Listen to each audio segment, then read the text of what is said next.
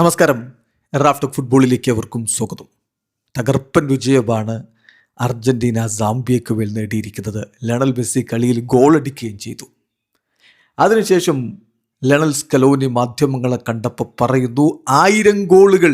Messi വിചാരിച്ച അതൊക്കെ എളുപ്പത്തിൽ നടക്കുമെന്നാണ് ഞാൻ വിചാരിക്കുന്നത്. ഇപ്പോൾ 1000 ഗോളുകൾ ലക്ഷ്യം വെച്ച് പോകുന്ന ഒരാളുണ്ട്. നമുക്കറിയാം, ക്രിസ്ത്യാനോ റൊണാൾഡോയാണ് 1000 ഗോളുകളോട് അടുത്ത് നിൽക്കുന്നത്. പക്ഷേ മെസ്സി 900 കടന്നിട്ടുണ്ടല്ലോ.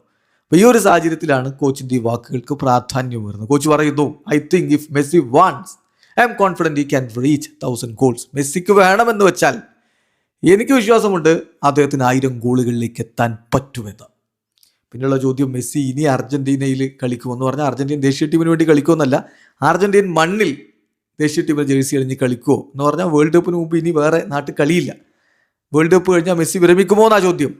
ഇതിപ്പോൾ ഓട്ടോമാറ്റിയുടെ കാര്യത്തിൽ അങ്ങനെയാണ്. അദ്ദേഹത്തിൻ്റെ അർജന്റീൻ മണ്ണിലെ അർജന്റീൻ ടീമിലെ ജേഴ്സി അണിഞ്ഞുള്ള അവസാന കളിയാണ് കഴിഞ്ഞിരിക്കുന്നത്.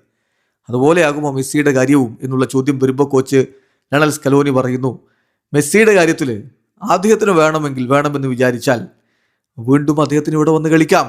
ഇനിയും അദ്ദേഹത്തിന് കളി തുടരാം വേൾഡ് കപ്പിനപ്പുറവും. തീർച്ചയായിട്ടും അത് ഞങ്ങൾക്ക് അതൊരു ആദരമായിരിക്കും മെസ്സി ഇവിടെ വരുന്നു എന്നുള്ളത്.